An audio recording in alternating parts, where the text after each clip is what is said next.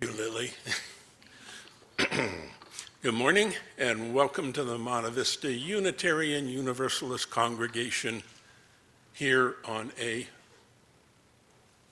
cool, little overcast, but hopefully not a great amount of rain weekend, Sunday. Announcements for this week. Today is the last day for the Adopt-A-Family presents and food for our family that we adopted from Inland Valley Hope Partners. The gifts are supposed to be wrapped and here today. They will be going to Inland Valley probably tomorrow. If you really want to make a last-second contribution, talk with Robert and see if we can arrange to pull it off. We always do. Next Sunday after service, there will be the class on our new UU structures, possibly.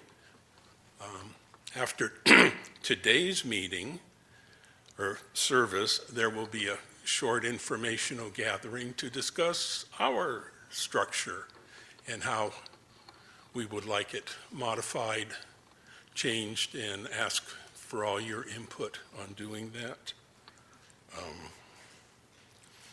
Saturday the 17th is the memorial service for Dolores Burris.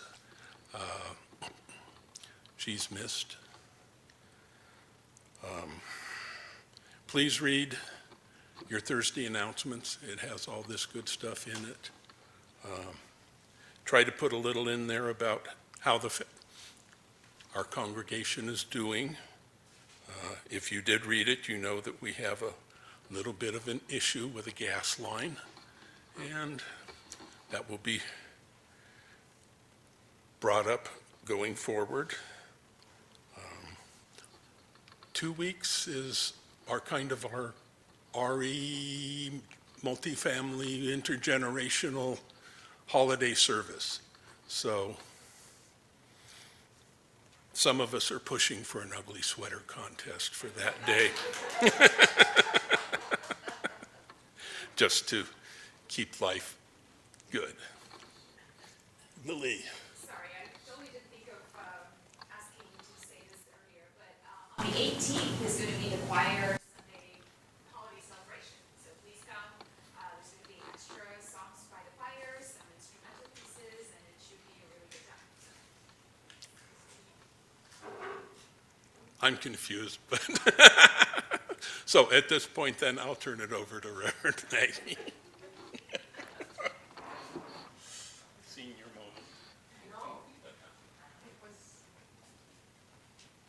It is confusing. We're running out of Sundays in December, Alan.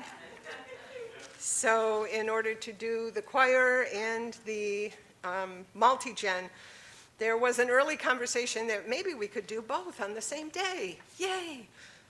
But maybe not. So we're still in conversation about how those Sunday services are going to unfold. But for today, I take my mask off and wish to welcome everyone here and in the Zoom sanctuary. We have 7 connections this morning, and we welcome you. We welcome you. And we open our service with the ringing of the bell. We ring it 3 times, once for those who came before.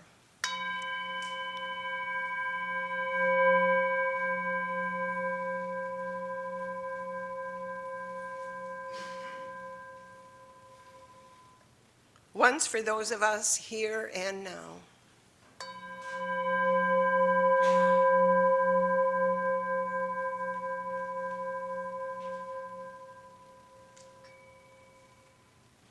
And once for those who will come.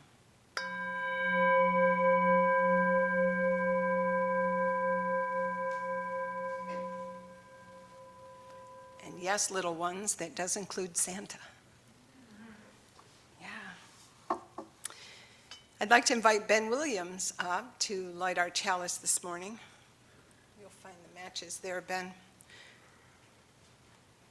And our chalice lighting words come from Sean Trapp, from our UUA Worship website of resources. His piece is called A Fire in the Universe. Our chalice reminds us that the fire within ourselves is the same fire that illuminates the universe. Our chalice is our reminder that it is all connected, even though the universe is vast, and our experience here is but a blip in the cosmic timeline. This flame is our promise that in our smallness and our short time on this earth, that we live intently and deeply with love for one another, with honesty and integrity, to be guided by rational thought and critical thinking, and with a sense of shared responsibility. For as the late astronomer Carl Sagan reminds us, this pale blue dot is the only home we've known. I invite you to stand as you're comfortable and able. We will begin our service today with our singing the Living Tradition hymnal number 349, We Gather Together.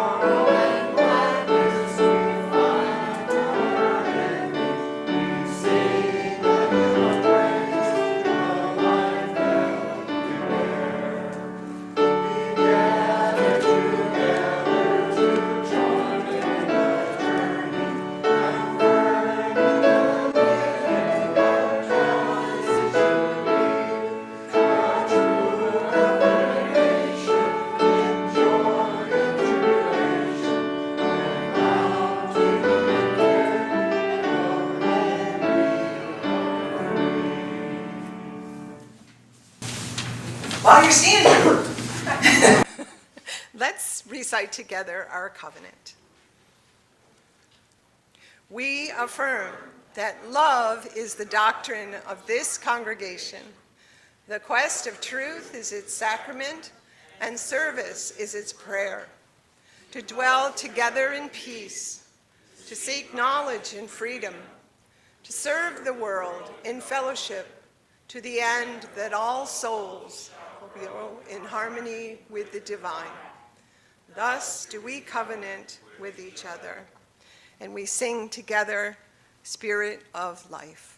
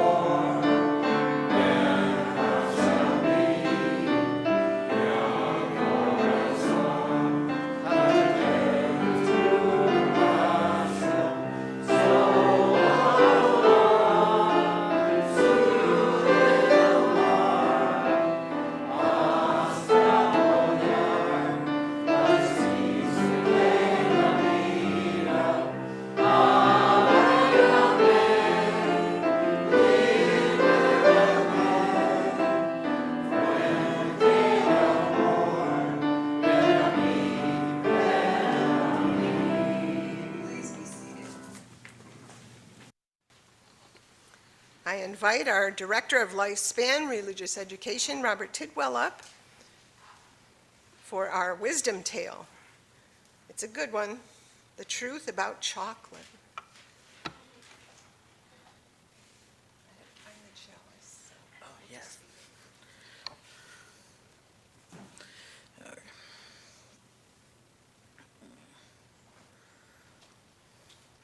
So the wisdom tale is from Reverend Katie Romano Griffin.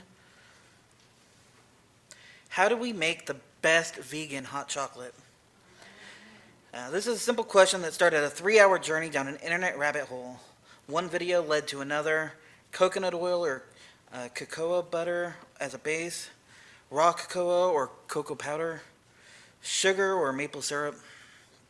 Before I knew it, hours had passed and ads began to show up on my social media and search feeds, pushing me towards purchasing raw cocoa butter, or other chocolate making products, and even towards people who are vegan chocolate artisans. Everywhere I looked online, my reality began to shift and morph to my new interests, while also pushing me toward more intricate and complex versions of homemade vegan chocolate making. On the surface, this seemed benign, yet a larger truth revealed itself to me. Instead of my world expanding to include a new hobby, it was becoming more narrow.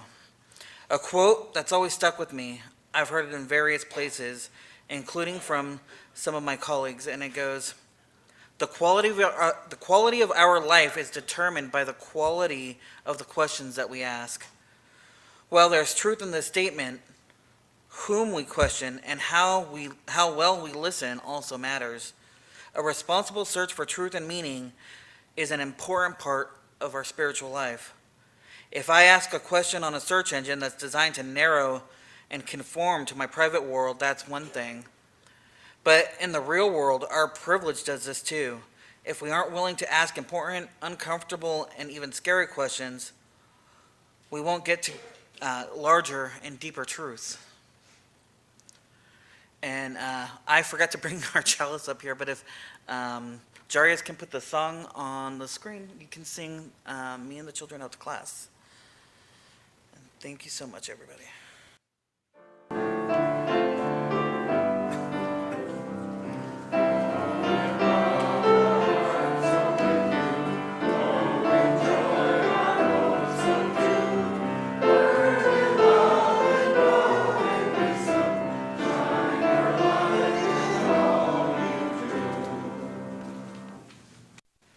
Have fun, you guys. I want to hear about what you learned today. This week was a fitting time to feel into the changes of season as the calendar flipped to December. And our thoughts turned toward the darker, more inward time of year. And then, excuse me. As I was preparing our offering message, I felt touched by a strong sense of how deeply we all value this community. And it's heartening to reflect on the many ways that we understand what's required of us to keep it vital.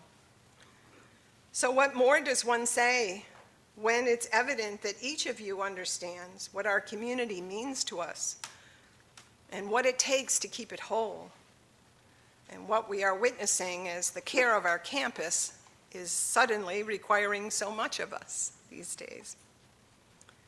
We have gratitude that there is no limit to the support that we share at our core. Our tending to the good care of our congregation is a responsibility that we share. And in times such as these, we see that it's both our calling and our challenge. Because our care for one another is so important in these unusual days, please don't hesitate to reach out if you're struggling and it's hard for you to keep up with your pledge right now. We have all experienced the need to simply receive for a time. So we take turns offering the sustenance that we seek together.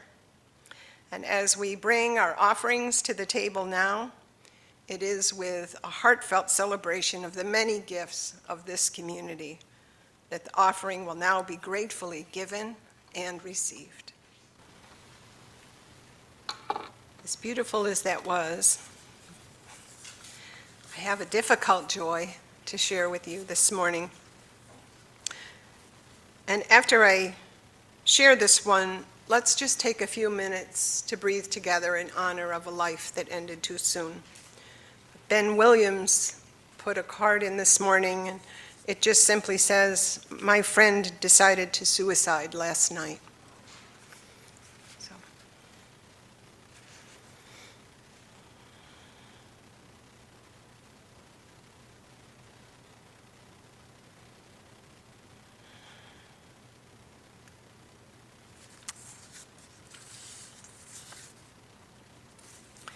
It is what life is filled with, joy and woe. They're woven fine. But we can get whiplash if we go too quickly from one to the other. So the time of silence is important.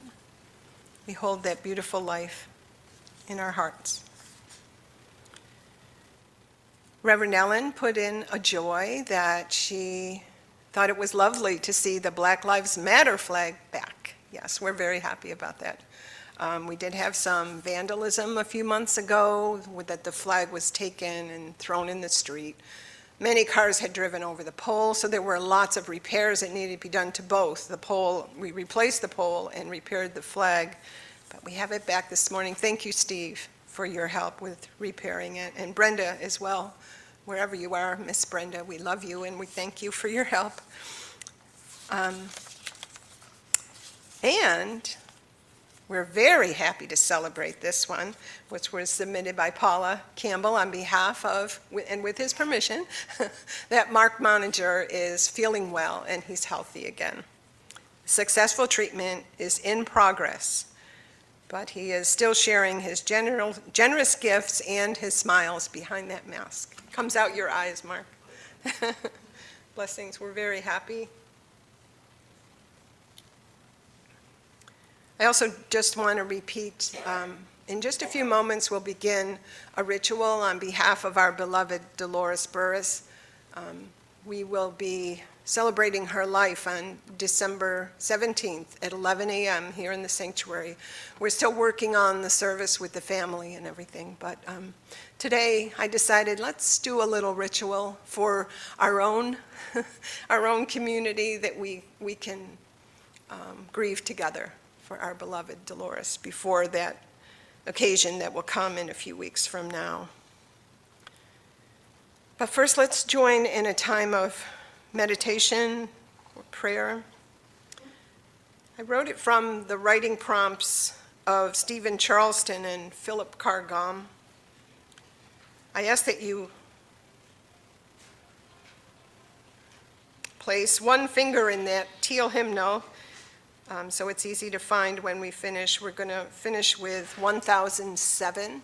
There's a river flowing in my soul, but you'll have that marker there. Then I invite you to settle in and let your eyes float gently closed. Plant your feet firmly on the ground. Jaryus, if you could put up the image of the grove. Allow yourself the vision of enjoying a short walk through the woods. Maybe you're alone, or you've planned to meet a friend or a guide. Imagine moving into a clearing, a sacred grove. Drink in the moment of coming into the clearing as we have come to a place that we've longed for. Our hearts smile at all that it means to have that deepest sense of arrival. No more rushing towards something that we're seeking. We're not needing any destination beyond where we are right now. And we settle in and find a place to rest. There is nowhere we need to go. Here we are in the sacred grove, the good earth beneath us, the trees around us, and the sky above us. We can rest here, seated on this earth. We sense the rootedness of the trees. They've been here so long. They're happy to be right here, content with where they are, grounded into the earth. We sense them as living beings, teaching us stability and strength as we too ground ourselves in the energy of the earth. We feel Mother Earth holding us, caring for us as she has cared for the trees, and we root ourselves into her energies through the bottoms of our feet. We imagine looking up to see the canopy of the trees above us, a few colored leaves still trailing down to the earth. And we connect with the bluest of skies above us, and we take into our lungs a deep breath filled with the energy of the sky. It flows into our beings, the energy of the sky meeting the energy of the earth right within the center of our lives. And we breathe in and out. We breathe in the sky and breathe out the earth. Being here and knowing our quest for truth and meaning is made easier by the gift of the calm presence of peace within the grove of our hearts. And filled, we pay a visit to the holy altar within to offer our thanks and return to our path as we walk with the spirit of life to find truth and make meaning. Wherever you go, whatever you do, whoever you're with, we walk in the light of what we have learned from our ancestors. They teach us that each person is worthy of respect, and you are as well. We know that a better world is possible for us all, and we let that wisdom guide our steps. Let that message be made visible in who you are. The path to peace is laid before your feet. So walk with the spirit of life to find truth and make meaning.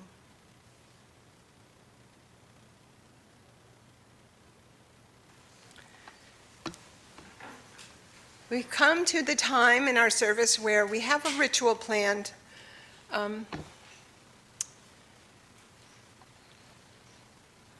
To honor our relationship with our beloved Dolores.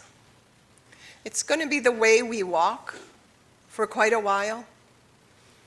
We'll be limping a little differently, walking a little differently. It's not something that we do and then it's done. It changed who we are when she died. So in honor of that, I invite you to come forward, and I have a little altar set up right down here, and we'll all be lighting candles for her. So you just come up slowly, and I will help you do that, okay?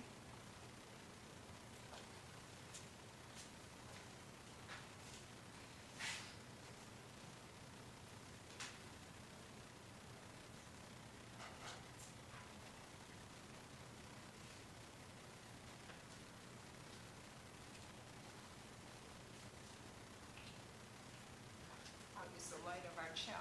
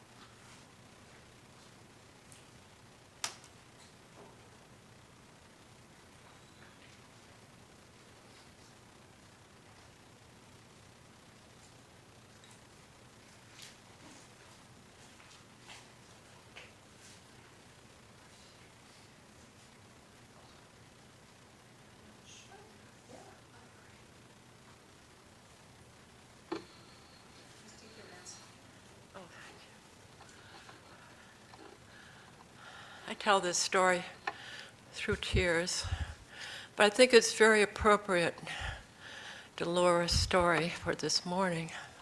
I could have saved it for the eulogy, but I think it's especially appropriate for our congregation. We used to have a fundraiser that was called a service auction, and people would offer services or things or vacations for their, to raise money for the congregation, but it was also a lot of fun. And one year, Dolores offered a hike to the San Andreas Fault. And she was going to have it really led by a professional geologist who was a member of our congregation then, Joan Fruxel. But in typical Dolores fashion, she thought she better check it out first, which she did. And then she reported back to us what an ordeal it was to do this by herself, without a map, without any directions, but she thought, well, San Andreas Fault, everybody knows where that is, right? Well, she didn't, exactly. And she reported back that she tripped, she fell, she got lost, but she managed to get back. And I think that was just a typical, the next hike to the San Andreas Fault, she knew where she was going and she had professional leadership. I can't, in honor of Dolores' sense of humor, I have to say that our dear beloved Dolores was not only generous to a fault, but a courageous lady.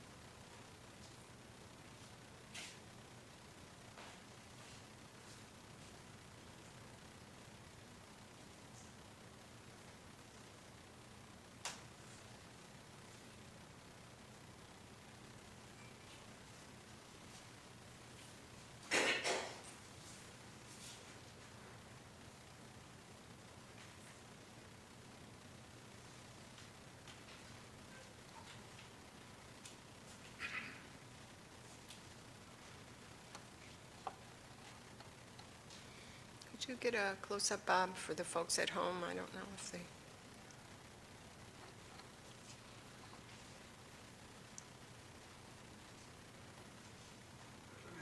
Yes. Yes.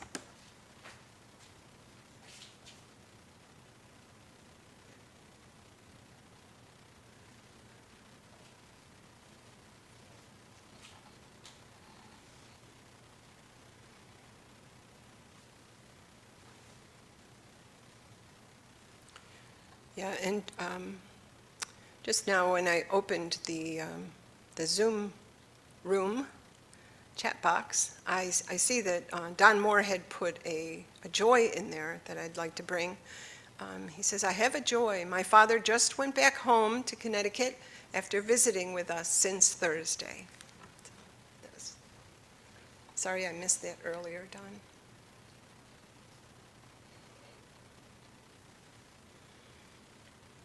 Thank you. Thank you, everyone. Our reading for today comes from a poem by Jan Richardson, she titled it, "A Blessing for Traveling in the Dark." And as the daylight hours grow shorter and shorter, and we curl inward toward our center and our sense of home, I offer this reading. Go slow if you can, slower, more slowly still. Friendly, dark, or fearsome, this is no place to break your neck by rushing, by running, by crashing into what you cannot see. Then again, it is true, different darks have different tasks. And if you have arrived here unaware, if you have come in peril or in pain, this might be no place you should dawdle. I do not know what these shadows ask of you, what they might hold that means you good or ill. It is not for me to reckon whether you should linger or you should leave. But this is what I ask of you, that in the darkness there be a blessing, that in the shadows there be a welcome, and that in the night you be encompassed by the very love that knows your name.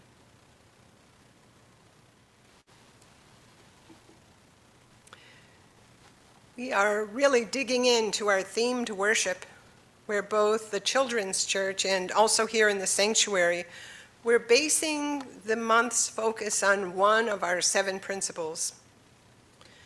The month of December brings us to our 4th principle, and because it calls us to responsible truth, and truth be told, it's my favorite. It's not uncommon for ministers that serve Unitarian Universalist congregations to preach with a focus on the themes within our 7 principles several times throughout each liturgical year. Many of our ministers share in collegial settings that they identify themselves to be either a 1st or 7th principle preacher. Most clergy do tend to lean toward weaving our greatest values into our teaching.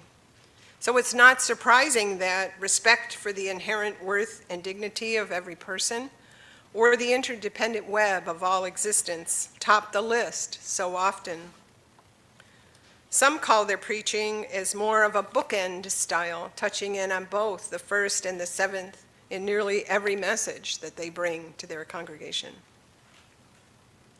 But the style of my teaching and my go-to principle is the 4th. It comes right from the center, the core of our principles, number 4 out of 7. A free and responsible search for truth and meaning. Affirming the values of truth and meaning for ourselves and for others touches the heart center of our faith and commits us to being a community that values making our lives and the lives of all people truth-filled and meaningful. This principle is also our children's green promise. It's worded for our youngest members this way: grow by exploring what is true and right in life. And whether we associate the colors of our children's promises with the rainbow or the shamanic teaching of the chakra energy centers in our body, we recognize that that 4th chakra, the green chakra, is located in the heart center of our bodies. And the 4th promise, the green promise, is located at the heart of our principles. Our principles have a rich history for our faith. It was August of 1959 in the proposed constitution of the newly forming Unitarian Universalist Association was just published. It would be only 2 short years until the consolidation of the Universalist Church of America and the American Unitarian Association would become reality in 1961. This draft bylaws document contained the first rendering of our principles of our faith in Section 2 of Article 2, the very same location where the current wording that was adopted in 1984 can be found in the current UUA bylaws to this day. This 40-year-old version of our principles, the wording that we are most familiar with, are also printed in the beginning pages of our gray hymnal. They constitute an important element of identity as Unitarian Universalists, and there are many people whose faith journeys as UUs began with their reading of those very principles. As Laura Mulroy leads us in our adult RE class that we'll hold next Sunday after our service, we're learning about the UUA's Article 2 Study Commission that has been tasked with updating our principles, sources, and purposes. Our community connections, our weekly e-news announcements that you all should be receiving, contains information about Laura's class, and there are links in that email also to the draft document that will be voted on in June at our General Assembly in Pittsburgh. So let's become familiar with this document so we can be deeply engaged in the process. There is great value in examining our traditions and keeping our principles current and relevant. We do so in our personal lives by looking at the ways we're growing and changing and adapting to our experiences and the realities of this changing world. It seems to be disrespectful to our souls and a foolish disregard for our collective faith to not change our core principles, to reflect the experiences and the learning that has come to us over the last few years. Would any of us consciously choose to go through another era of trauma like we have since the COVID pandemic? The unveiling of the deep hate and racism in our culture, or the accelerating damage to the health of our beloved planet. Yet we must ask ourselves, despite how exhausted to our core we might be, what have we learned from the many ways that we've all been thrown off center? How have we been changed by these unprecedented cultural shifts?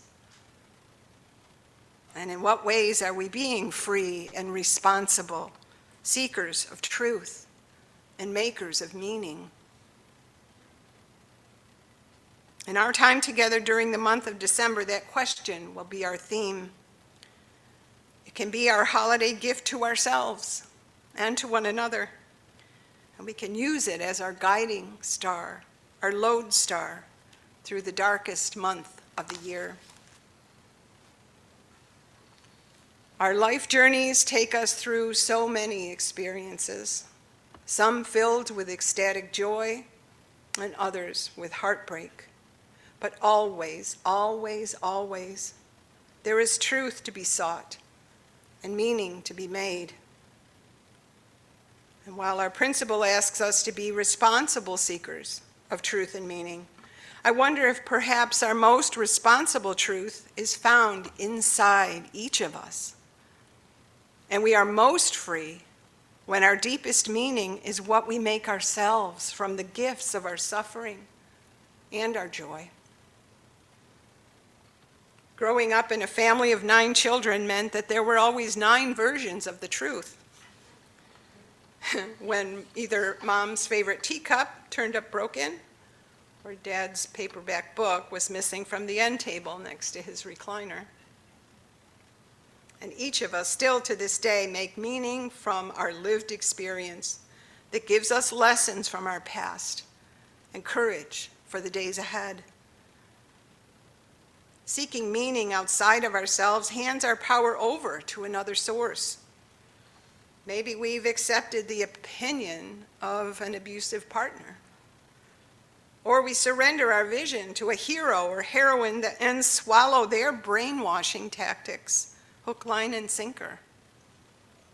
Maybe a narcissistic oppressor who used unethical methods to gain leadership uses our traumas to convince us that we need to support them and trust them and follow them because they're better at giving our lives meaning and making our country great than we are. But empowering ourselves and one another to make our own meaning from the truth that we know at our deepest core is the greatest gift that we can give to ourselves, to our children, and to our world. When I think about the ways that oppression and brainwashing have broken the souls of so many people around the world across time, it's heartbreaking to see how it is still happening today. One of the greatest examples of one who has used their suffering to make meaning and seek truth is author and Holocaust survivor, Dr. Viktor Frankl. After the book that he'd written in just 9 days became a bestseller, Viktor Frankl expressed that he didn't see the popularity of his text as an accomplishment on his part, but rather an expression of the shared misery of time. It was 1945 when Frankl wrote Man's Search for Meaning, a revelation of his personal experience of everyday life, of living and surviving the concentration camps. Frankl founded a form of psychotherapy called logotherapy that proves that the value of our search for life's meaning and claims that seeking is one central human motivational force. The truth and meaning that Frankl gleaned from his suffering under Hitler's regime is still teaching us that our very survival depends on our capacity to live out our fourth principle in our daily lives. It holds us accountable to seek it responsibly and teaches us that regardless of our circumstances, we are in every way, every day called to transcend suffering and to find meaning in life, no matter what our experience is or how our lives have unfolded. The meaning that Frankl created from the moment-to-moment experience of his life while imprisoned at several different internment camps was not granted to him by another. It wasn't a hidden treasure or a holy grail that he had to seek and find. It was created by him in every moment. And it wasn't a lofty teaching or philosophy or even a cultural tradition. And despite his reality in the worst surroundings imaginable, Viktor Frankl created meaning while in the throes of experiencing the most difficult days that anyone could ever endure. And many did not. His search for meaning kept him alive. He concluded that the meaning of life is found in every moment of living, and that life never ceases to have meaning, even in suffering and in death. As we continue our exploration of our fourth principle, may our lives be filled with abundant resources for meaning-making and a rich, life-enhancing passion to bring our responsible search for truth and meaning into our personal journeys, into our closest relationships, and out into the world. May it be so. Blessed be, and amen. Our sending song for today is new to us, or some of us. It's not one that we sing very often. It is in the gray, Singing the Living Tradition, and Lily will hopefully play through it once for us, and it's number 414. As we leave this friendly place, but don't leave because we have a congregational meeting. And lots of good coffee and tea.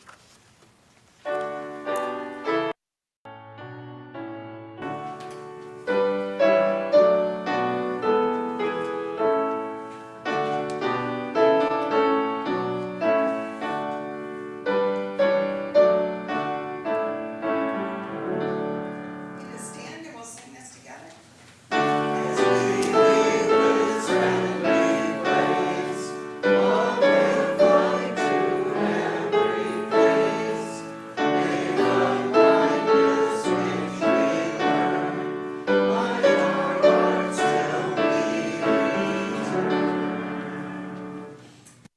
end, I invite you to grab your order of service because in there will be our benediction.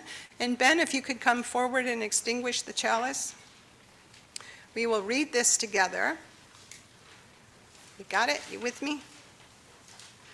May we recognize the holy meaning in our lives that breaks into every moment. May our love for truth guide us in our living every day. And may we live at peace with our world and at peace with all beings. Amen.